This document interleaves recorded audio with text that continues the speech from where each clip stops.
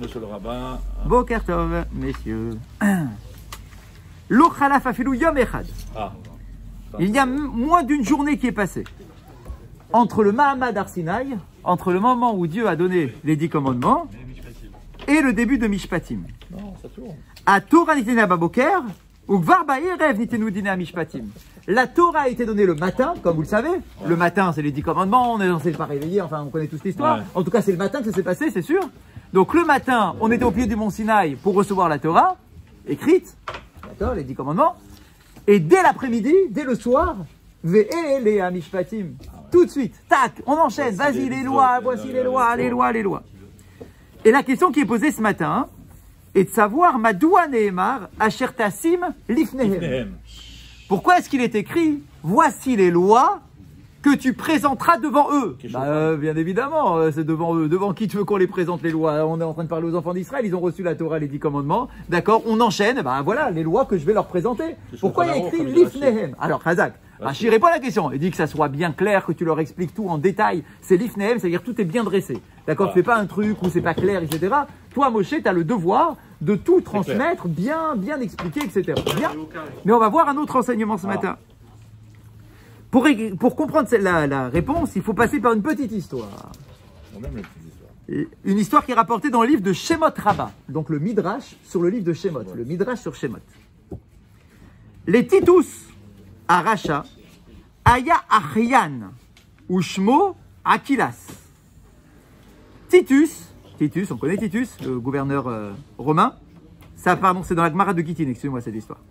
Le Titus avait un neveu, un Achyan. Ouais, il avait un neveu. Ce neveu s'appelait Akilas. Akilas.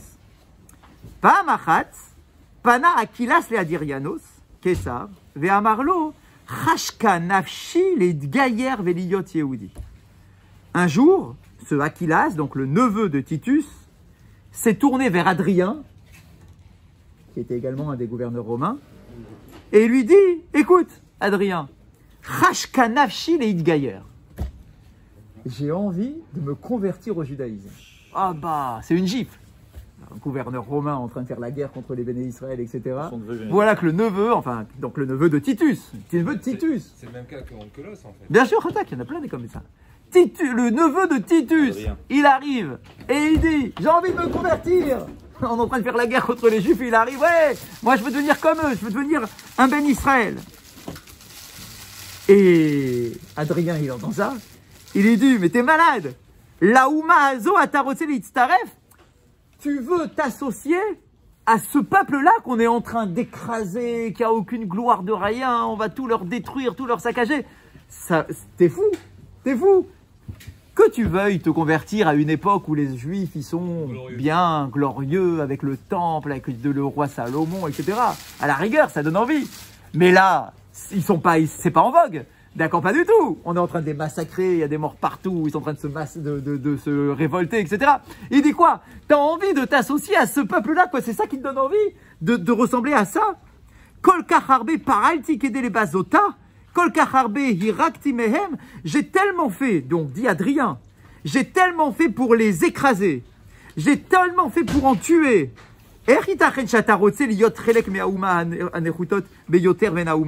Comment ça se fait que tu as envie de t'associer justement au peuple le plus rabaissé de tous les peuples du monde? Et lui il répond, Anirotse, qu'est-ce que je te dise? J'ai envie les staref la umazo, j'ai envie de me convertir et de m'associer à ce peuple-là. Pourquoi? Tu sais pourquoi? Je vais te dire pourquoi. Chez Afilou Ayeladim chez la M. Parce que tu as beau dire que tu les écrases, tu les massacres, tout ce que tu veux. Mais au moins, dans ce peuple-là, même les enfants, Yodim Bara Hashem et Haolam. Tu te rends compte? Même les enfants du Talmud Torah, des Gad, les tout petits, ils savent, oui, mais c'est ça l'idée. Ils savent, ils ont une conscience de l'existence de Dieu. Ils ont une conscience qu'il y a un Dieu qui a créé le monde. Et comment est-ce que le monde a été créé? Depuis qu'ils sont tout petits, ils apprennent. Hachem a créé le monde, voilà ce qui s'est passé le premier jour, voilà ce qui s'est passé le deuxième jour. Il dit, moi ça m'intéresse, tu te rends compte? Un peuple qui a une sensibilité à autre chose que manger, boire et travailler, d'accord, qui se posent des questions, qui réfléchissent depuis qu'ils sont tout petits. Il y a un Dieu, il y a une création du monde. Donc si le monde a été créé, c'est qu'il y a un but. Et quel est le but de la création? Et quel est le rôle de l'homme, etc. C'est quelque chose qui m'intéresse. Uma mataratai akiyum haolam, et quel est le but, donc l'objectif de la création du monde? Ou bisrutma, ou mamshir kayem, et par le mérite de quoi le monde continue à exister? Grâce à la Torah, disent-ils. Rotzat aladat et toratam. Alors l'autre il dit, bon, ce que tu as envie c'est de la connaissance alors. Tu as envie de comprendre. Comprendre Dieu, comprendre comment le monde a été créé, etc. Donc, ce qui t'intéresse, c'est de connaître leur Torah, leur science. Alors tu sais quoi? Va étudier, mais te convertis pas. Ça veut dire, va comme si tu vas dans une fac. Tu vas dans une fac, on va t'apprendre c'est quoi le judaïsme, tu t'assois, tu t'intéresses, tu te dis, tiens, leurs enfants, ils savent c'est quoi Dieu, c'est quoi la création du monde, c'est quoi. Ok, ça c'est écrit où? C'est écrit dans la Torah. Alors tu sais quoi? Prends-toi un de leurs maîtres là, d'accord, tu t'assois à côté de lui, t'apprends sa Torah, et puis voilà, c'est terminé. Pourquoi tu veux te convertir? Se convertir, c'est pas la même chose que de connaître. T'as envie de connaître, va dans une fac, mais sans te convertir. Ça serait quand même terrible que toi, tu te convertisses, neveu de Titus. Et il répond, Afilua ishe chacham beyoter bemavlchutecha, afilu yezaken ben mea baal nisayon chaim, eno yachol lilmod et Torah, ou la vinota. Il dit, écoute, c'est pas possible. Même si on prend le plus intelligent parmi nous, le plus sage, qui a de l'expérience de vie, etc., il n'arrivera toujours pas à percevoir ce qui est dans la Torah. Parce que la Torah, ce n'est pas que une connaissance, c'est pas une science. Il faut la vivre. Et donc, du coup, t'as beau être intelligent, pour aller dans une fac, t'asseoir et écouter un cours, Khazak, écouter c'est quoi une Gemara, machin, ça ne va pas te pénétrer. Ça va pas pénétrer parce que tu es extérieur au truc, tu es extérieur au système. Mais moi, je veux que ça me pénètre. Cette connaissance de Dieu, je veux qu'elle me pénètre. Oui, et pour qu'elle me pénètre, il faut que je me convertisse. Si je ne me convertis pas, je serai simplement assis à côté, mais c'est pas ça que je veux. Je veux vraiment avoir une vraie connaissance. Je vous rappelle que le Da'at, c'est une fusion. Le Da'at, c'est une fusion. C'est une fusion entre l'objet que tu veux connaître et toi-même. Donc, c'est pas simplement un diplôme, c'est quelque chose de plus profond. Et donc, il dit, pour faire un truc pareil, il faut que je me convertisse, et il faut que je fasse ma Brit Mila, etc. Vraiment, que je sois un juif totalement. D'où est-ce qu'on apprend un truc pareil, cette idée-là? Parce qu'il est écrit dans les Teilim, Magid devarav le Yaakov, Chukav ou Mishpatav le Israël. Traduction. Il donne ses paroles à Yaakov. Donc on parle des paroles de la Torah. Chukav ou Mishpatav le Israël. Les décrets et les lois civiles, il les donne au peuple d'Israël. Lo asachel lechol goy. C'est écrit comme ça. Lo asachel lechol goy. Il ne l'a pas fait pareil pour toutes les nations du monde. Ou Mishpatim bal yedaum. Et ces lois, ils ne peuvent pas les comprendre. Ça veut dire quoi? Pourquoi si on ne peut pas les comprendre, on n'est pas idiot? Pourquoi on est idiot de comprendre des lois? Il y a des lois, en plus les lois, les mishpatim, c'est des lois qui sont absolument pas, c'est pas des décrets, hein. Ne pas voler, ne respecter ses parents, machin. Ça va, c'est des trucs qu'on arrive à comprendre. Mettre des tribunaux, c'est des trucs qu'on peut comprendre, même si on n'est pas juif. Pourquoi tu dis, Balié Daouma, vous pourrez jamais les comprendre? Non. Non, je pense pas des Choki ou mishpatim, il y a écrit les deux. Chok ou mishpat. Même les mishpatim, tu peux pas les comprendre si tu fais pas partie du klal. Bizarre. Exactement. Pourquoi? Ah donc, je continue donc. Donc, Akilas, il dit, écoute, je peux pas, moi je veux comprendre les lois. D'accord? Et donc, je sais que pour les comprendre, il faut être un juif. Il faut pas simplement s'asseoir à côté d'un connaissant. D'accord? Il faut vraiment devenir un juif. Et donc on nous dit, les fichar neemar, c'est pour cette raison qu'il est écrit, Ele amishpatim, asher tassim lifnehem. Voici les lois, mishpatim, que tu présenteras devant eux. C'est de là qu'on nous dit devant les juifs. Ça veut dire qu'il n'y a que les juifs qui peuvent les comprendre, ces lois-là. Alors la question, elle revient maintenant, une fois que l'enseignement est terminé. Pourquoi ils ne sont pas idiots, les autres, ils ne peuvent pas comprendre une loi? Non, en fait, alors il y a plein de choses à dire sur ça, mais l'idée qu'il veut nous transmettre ce matin, c'est quoi? C'est que quand un non-juif étudie les mishpatim, il les comprend comme étant des lois sociales. Comment on gère la société, comment on met les tribunaux, comment on impose des lois, etc. Quand nous, Béné Israël, on étudie les mishpatim, on ne les étudie pas comme des lois sociales. On les étudie comme des lois qui émanent de Dieu. Ça veut dire que pour nous, le fait de ne pas s'entretuer, de ne pas se voler, etc., c'est pas simplement pour que la société puisse tourner. C'est parce que Dieu nous l'a imposé.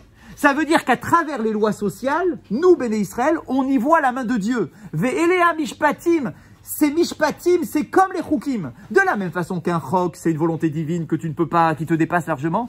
Nous, on doit considérer que même les mishpatim, ça émane d'Akadosh Baruch Hu, et donc tu peux pas les toucher. Et ça, un non-juif, il peut pas le comprendre. C'est pas que c'est de la stupidité, c'est pas qu'il est bête, pas du tout.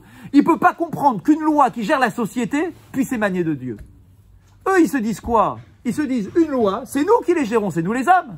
D'accord, le code civil, c'est nous. Et donc, du coup, ce qui est interdit aujourd'hui, demain, il peut devenir autorisé. C'est nous qui maîtrisons les lois, se disent les nations du monde. Dans le peuple d'Israël, c'est pas du tout la même approche. Ashertasim lifnehem, tu les mets devant toi, peuple d'Israël, parce que je veux que tu comprennes, à la différence des nations du monde, je veux que tu comprennes que même les lois sociales, c'est moi, Kadosh Baruch Hu, qui te les impose. Et donc, tu peux pas les toucher.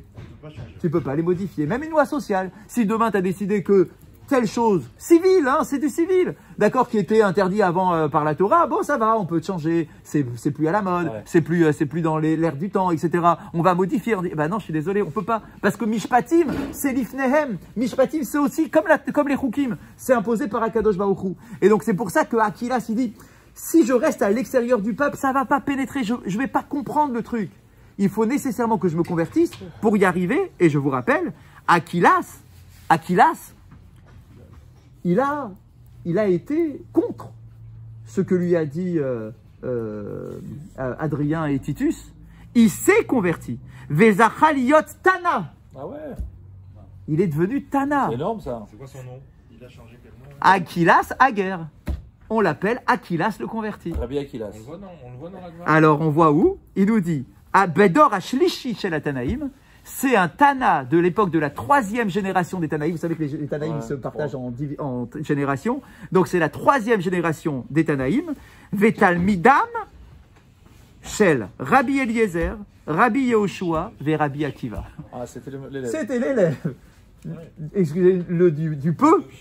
De Rabbi Eliezer, de Rabbi Yehoshua et de Rabbi Akiva combinés. Akila Khazak. Et il s'appelle Akila Sager. Et on a gardé. Vous allez dire, pourquoi on l'appelle le converti? C'est pas joli de dire c'est converti. T'imagines quelqu'un, il se convertit dans la communauté, tu lui dis toute sa vie, il s'appelle un tel, le converti. Ah, c'est pas joli, pourquoi tu l'appelles comme ça? Aguer, un truc. Ah, quand même. En fait, il nous dit, parce que pour lui, c'est une gloire. C'est un titre d'honneur d'être appelé le converti. Parce que quand tu es le neveu de Titus, et qu'on a tout mis la pression pour pas que tu te convertisses et que tu te convertis quand même, ta conversion, c'est un truc incroyable. Donc oui, c'est un signe d'honneur de t'appeler Akilas Hager. Et malgré ça, il n'a pas pu faire changer la vie, Titus. Non, il n'a pas changé, non, il n'a pas eu ce poids-là. Mais lui, il a réussi juste à se convertir. À la fin du jour, avant de vous laisser partir, rapidement, toujours sur la Brit Mila, écoutez ça, un très intéressant. Premièrement, Yesh Noagim, certains ont l'habitude. Chez la Harabrachot, chez Megarim et Takos Ayaïn, les M Atinok. Ouais. On a la tradition, une fois qu'on a fait le Kiddush, une fois qu'on a donné donc au Sandak, on a dit au Sandak, de donner à la mère. Tu donnes du Kiddush de la Brit Mila à la mère.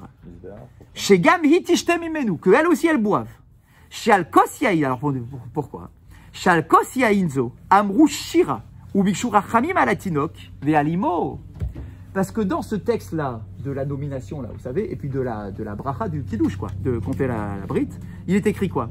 Vetagel Isha Bifri Bitna, que la femme soit bénie par le fruit de ses entrailles. Ka'amur Yismach Avicha Veimecha Vetagel Yolatecha. Comme il est écrit, c'est toujours le texte qu'on lit dans le Kiddush, comme il est écrit, que ton père et ta mère se réjouissent de l'enfant qui vient de naître. Ve'aem Chola Hi. Or, la mère, elle est malade. Malade dans le sens où elle vient d'accoucher, donc elle est fragile au niveau de sa santé à ce moment-là. Et comme dans ce kiddush-là, on a fait finalement une shira, une louange à Kadosh Baruch Hu, et qu'on a demandé du rachamim pour la mère et pour le père, et que la mère, elle est en situation quand même de danger, d'accord? Eh bien, sur ce verre sur lequel on a demandé du rachamim pour la mère, eh bien, du coup, on lui donne pour qu'elle boive elle aussi. C'est-à-dire qu'elle s'associe au fait de consommer ce verre de vin. Et il termine en disant, Minak Bene Ashkenaz, il y a un minak dans les communautés Ashkenaz, l'Omar, les Acharamila, allez-nous les Shabéar. Ah ouais bah, incroyable, hein oui, bien sûr. Ça, j'ai jamais vu, honnêtement, j'ai jamais vu. Je sais pas si... ouais, vous faites?